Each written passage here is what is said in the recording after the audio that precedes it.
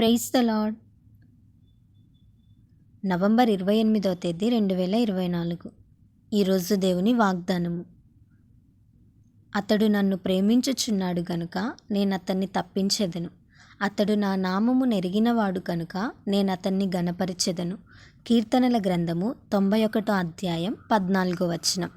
ఈ వాక్యం ద్వారా మనం తెలుసుకోవాల్సిన విషయం ఏంటంటే, దేవుణ్ణి ప్రేమించే వారికి దేవుడు వారి కొరకు గొప్ప కార్యాలు దాచి ఉంచాడు. ప్రభు అయిన యేసుక్రీస్తు వారు ఈ లోకంలో ఉన్నప్పుడు ఒక యవనస్తుడు ప్రభు దగ్గరకు వచ్చి, ఈ లోకంలో ముఖ్యమైన ఆజ్ఞ ఏంటి అని అడుగుతాడు. మనందరికీ తెలుసు కదా, సీనాయి పర్వతం మీద దేవుడైన యెహోవా మోషే ద్వారా మనకు 10 ఆజ్ఞలు ఇచ్చాడు. అయితే ఆ యవనస్తుడు ఉన్న 10 ఆజ్ఞలలో ముఖ్యమైన ఆజ్ఞ కొరకు ప్రభు దగ్గరకు వచ్చినప్పుడు ప్రభు అంటున్నాడు, నీ పూర్ణ మనస్సుతో, నీ పూర్ణ బలముతో, నీ పూర్ణ వివేకముతో నీ దేవుడైన యెహోవాను ప్రేమించమని చెప్తున్నాడు. దేవుడు మన నుంచి బంగారము, ధనము, దహన బలులు కోరుకోవటం లేదు. ఏం కోరుకుంటున్నాడంటే, మనం దేవుణ్ణి ప్రేమించాలని, దేవుని మాటకు లోబడాలని ఆశపడుతున్నాడు. ఈరోజు ఈ వాక్యం వింటున్న నీవు ఎవరిని ప్రేమిస్తున్నావు? దేవుణ్ణి ప్రేమిస్తున్నావా?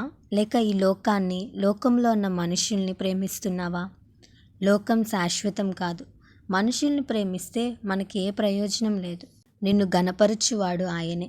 నీ శ్రమలో నుండి నిన్ను తప్పించువాడు ఆయనే. ఇంతవరకు లోకాన్ని, లోకంలో వారిని ప్రేమించి నీ సమయాన్ని వృధాగా పోగొట్టుకున్నావేమో. దేవుని దగ్గరికి వచ్చి దేవుణ్ణి ప్రేమించు. దేవుని మాటకు లోబడు. నీ జీవితంలో గొప్ప కార్యాలు చూస్తావు. ఈ వాగ్దానం దేవుడు మనందరి జీవితంలో నెరవేర్చునుగాక. ఆమేన్. ఈ వీడియో మీకు దీవెనకరంగా, ఆశీర్వాదకరంగా అనిపించినట్లయితే లైక్ చేయండి, కామెంట్ చేయండి, షేర్ చేయండి, సబ్స్క్రైబ్ చేసుకోండి.